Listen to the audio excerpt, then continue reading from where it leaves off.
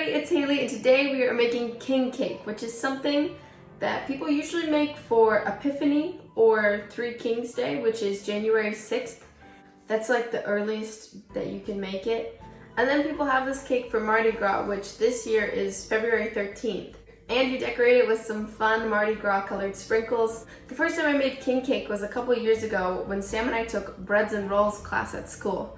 And if you want to make it at home, you definitely should. The ingredients are in the description box. It's going to be so delicious and soft, and I'm going to help you out to make it easier. Also, if you don't know, this is not actually a cake. It's more like a bread. I would say something sort of like a cinnamon roll, but not.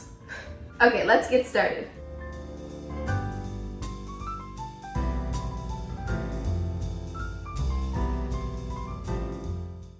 We're going to start with some all-purpose flour. Only add 1.5 cups right now and save part of it on the side. Also add half a cup of sugar and half a tablespoon of instant yeast mixed together with a spoon.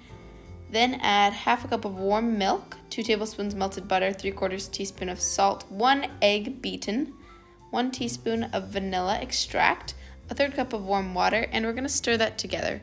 You want your water and milk to be warm between 100 and 110 degrees Fahrenheit so it doesn't kill your yeast. Stir it together until your dough looks like this. You're gonna have a pasty mixture. Then add the rest of your flour, which is 1 to 1.5 cups, depending on how sticky the dough is. Knead in the mixer for 5 minutes on medium speed or by hand for 10 minutes.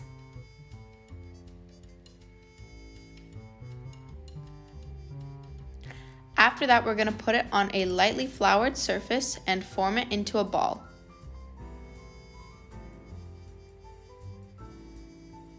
Just shape it into a nice round ball. Lightly oil a bowl. Look at this, it springs back so nicely. Then put it in the bowl, cover it with plastic wrap, and let it rise until it doubles in size, about 1 hour. A little smiley face.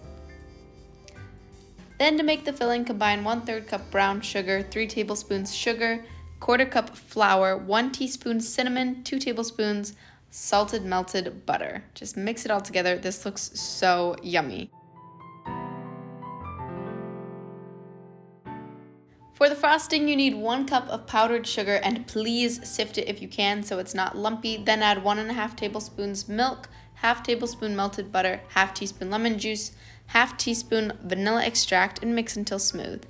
Once dough is doubled in size, roll it out on a lightly floured work surface. Make it 10 by 16 inches approximately. Cut it in half to make 2 rectangles. Then fill it with cinnamon sugar and roll it up like a cinnamon roll.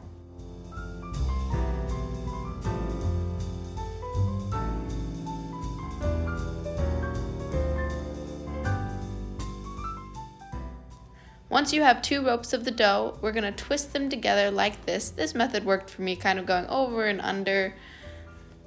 Then put it in a circle and seal the ends together. Let it rest for 30 to 45 minutes again on the counter. Then you're going to bake it at 350 Fahrenheit for 25 to 30 minutes or until the bread is an internal temp of 190 degrees. To decorate, you need purple, yellow, and green sanding sugar or sprinkles. I didn't have any, so I made my own by using food dyed color sugar.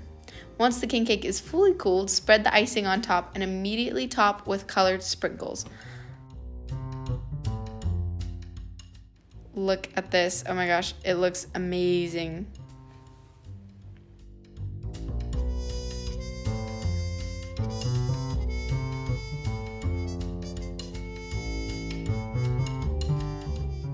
And ta-da! The king cake is finished. It looks so pretty, and this is the best king cake ever. It's super soft. But we're gonna try it. So good.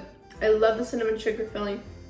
Super soft dough. I like the icing on the top. It has a nice flavor with the lemon and vanilla. Super good. I highly recommend you try it.